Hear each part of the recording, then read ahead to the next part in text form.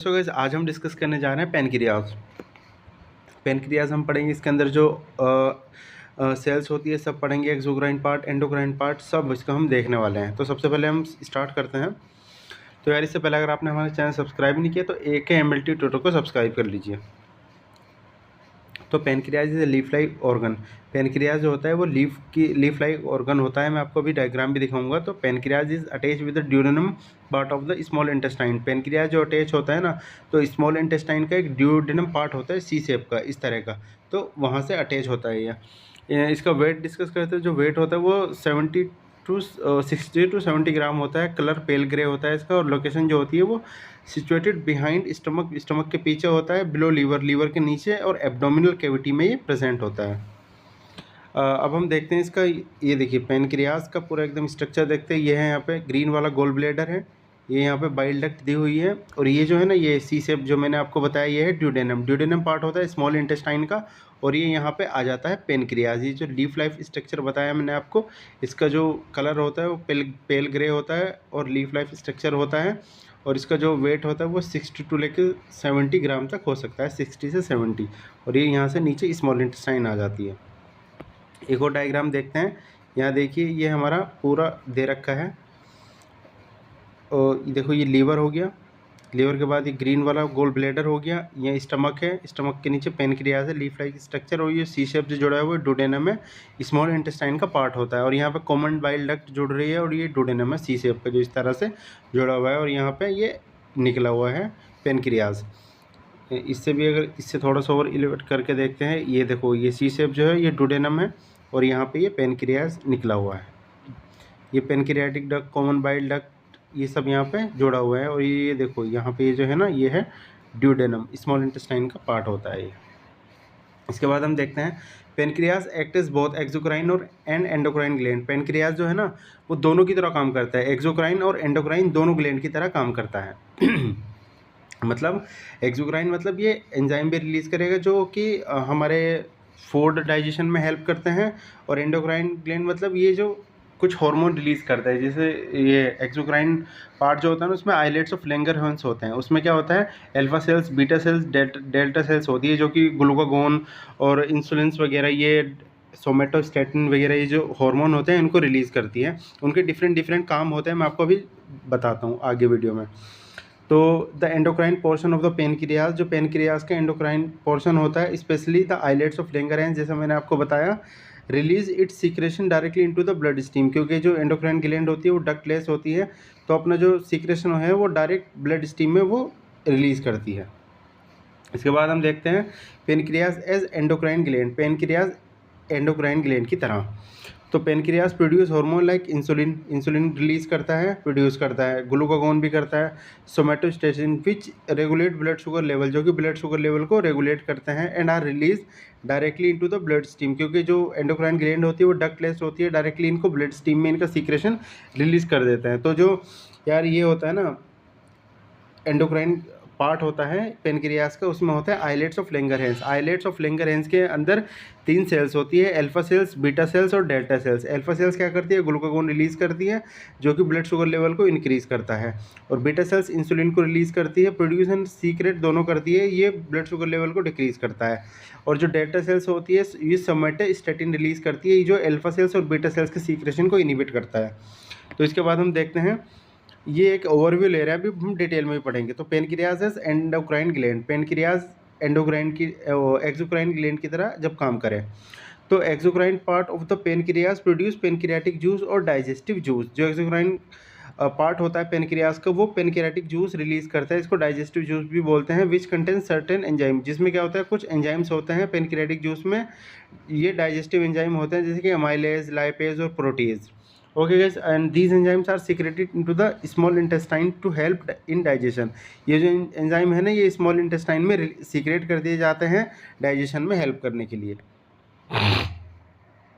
अब हम देखते हैं part of the pancreas. Pancreas के कितने पार्ट होते हैं, अभी मैं आपको डायग्राम भी दिखाऊंगा। तो सबसे पहले होता है हेड, हेड लाइन बाय सी से part of the intestine cold duodenum. जैसे मैंने आपको पीछे बताया, जो इसका जो हेड पार्ट होता है ना वो लाइन होता है सी शेप पार्ट से, स्मॉल इंटेस्टाइन में होता है जिसे हम ड्यूडेनम बोलते हैं। इसके बाद होती है बॉडी बिहाइंड द स्टमक, अभी मैं आपको डायग्राम दिखाऊंगा इसमें समझ में आ जाएगा। और नेक होती है tapering and in left side में टेपरिंग एंड होता है। हाँ यहाँ पे देखिए जो ये होता है ना ये टेपरिंग एंड होता है, ये नेक हो गई। और ये जो बीच में हो गया बिहाइंड द स्टमक ये हो गया बॉडी। और जो हेड है ना ये हेड, जैसे मैंने आपको बताया जो स्मॉल इंटेस्टाइन का पार्ट होता है डोडेनम, इससे लाइन होता है हेड। ठीक है, अब आपको समझ में आ गया होगा। अब हम देखते हैं anatomy of the pancreas. Pancreas की एनाटॉमी देखते हैं। तो pancreas is a heterocrine gland. Pancreas एक हेट्रोक्राइन ग्लैंड होता है। हेट्रोक्लाइन ग्लैंड मतलब वर्क इज बोथ एक्सोक्राइन और एंडोक्राइन ग्लैंड। ये एक्सोक्राइन और एंडोक्राइन ग्लैंड दोनों की तरह काम करता है, इसलिए इसको एक्सोक्राइन हेट्रोक्लाइन ग्लैंड बोलते हैं। जैसे मैंने आपको बताया कुछ पार्ट जो 99.99% पार्ट होता है वो एक्सोक्राइन होता है पेनक्रियास में, और 1% पार्ट जो होता है वो एंडोक्राइन होता है। इसके बाद हम देखते हैं exocrine part of pancreas. Pancreas का जो एक्सोक्राइन पार्ट होता है ना वो देखते हैं। तो 99% part of the pancreas is exocrine. वो पेनक्रियास का जो 99.9 पार्ट होता है वो एक्सोक्राइन होता है। Exocrine part of the pancreas is made up of acini. जो एक्सोक्राइन पार्ट होता है ना पेनक्रियास का वो एकाइनी से मिलकर बना होता है। एक स्पेशल टाइप की सेल्स होती है। तो acini is line by single layer of acinar cells. Acini जो होती है वो single layer of acinar cells से लाइन होती है with lumen in the centre, lumen के साथ सेंटर में। ओके गाइज, इसके बाद हम देखते हैं function of the exocrine part of the pancreas is to secrete pancreatic और डाइजेस्टिव जूस। तो एक्सोक्राइन पार्ट का जो फंक्शन होता है ना पेनक्रियास के, वो एक इसका होता है जो पेनक्रियाटिक जूस है या डाइजेस्टिव जूस है उसको सीक्रेट करना, उसको बनाना। और तो पेनक्रियाटिक और digestive juice contain certain enzymes. इसमें कुछ एंजाइम्स होते हैं जो कि फूड ब्रेकडाउन में हेल्प करते हैं। फूड ब्रेकडाउन जैसे एग्जांपल ब्रेकडाउन ऑफ कार्बोहाइड्रेट में हेल्प करेंगे, मतलब कॉम्प्लेक्स से हम सिंपलर में तोड़ेंगे उसे। लिपिड्स में हेल्प करेंगे और प्रोटीन्स के ब्रेकडाउन में हेल्प करेंगे। तो यार अब हम नेक्स्ट चलते हैं। The exocrine part of the pancreas releases its secretion into duodenum। जो एक्सोक्राइन पार्ट होता है ना पेनक्रियास का वो अपना जो सीक्रेशन है वो ड्यूडेनम में रिलीज करता है। स्मॉल इंटेस्टाइन का फर्स्ट पार्ट होता है duodenum, the first part of the small intestine. Okay guys, अब इसके बाद हम देखते हैं endocrine part of the pancreas. Pancreas का एंडोक्राइन पार्ट देखते हैं। तो endocrine cells are present between the acini cells called islets of Langerhans. बहुत ज़्यादा इंपॉर्टेंट पॉइंट है यार, ये बहुत सारे क्वेश्चंस यहाँ से बने हैं। तो जो एंडोक्राइन सेल्स होती है ना वो एकाइनी सेल्स के बीच में प्रेजेंट होती है और उनको आइलेट्स ऑफ लैंगरहैंस कहा जाता है। The islets of Langerhans contain 3 types of cells. इसमें 3 टाइप्स की सेल्स होती हैं, अल्फा सेल्स, बीटा सेल और डेल्टा सेल्स। तो सबसे पहले है यहाँ पे अल्फा सेल्स।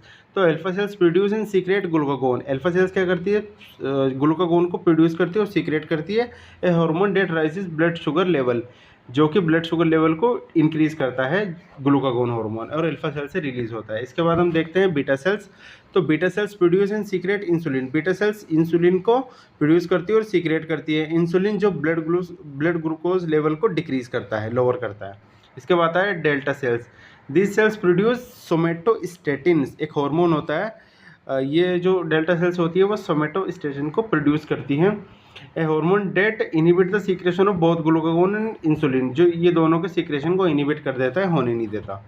ओके गाइज, अब हम देखते हैं the endocrine portion of the pancreas specially the islets of Langerhans releases its secretion directly into the blood stream. जो एंडोक्राइन पोर्शन होता था ना पेनक्रियास का, स्पेशली जो आइलेट्स ऑफ लैंगरहैंस होते हैं, इसमें जो भी हार्मोन निकलते हैं इसका जो सीक्रेशन होता है वो डायरेक्टली ब्लड स्ट्रीम में डाल दिया जाता है, रिलीज कर दिया जाता है। क्योंकि जो एंडोक्राइन ग्लैंड होती है वो डक्टलेस होती है, उनमें डक्ट नहीं होती। तो यार अब हम देखते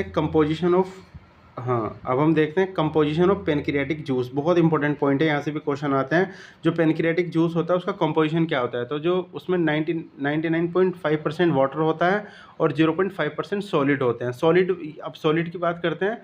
सॉलिड में जो होते हैं ना वो एंजाइम्स होते हैं, ऑर्गेनिक सब्सटेंस, इनऑर्गेनिक सब्सटेंस होते हैं। इनऑर्गेनिक जैसे क्लोराइड, पोटेशियम, सोडियम बाइकार्बोनेट, ये सब इनऑर्गेनिक में आ जाते हैं। अब हम डिस्कस करते हैं एंजाइम्स कौन कौन से होते हैं। ये बहुत इंपॉर्टेंट यार, यहाँ पर मोस्ट लगा लेना एकदम।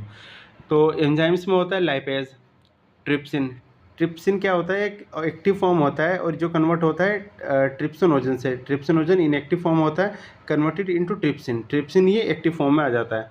और इसके बाद तीसरा एंजाइम है काइमोट्रिप्सिन, फिर है फोर्थ एंजाइम एमाइलेज।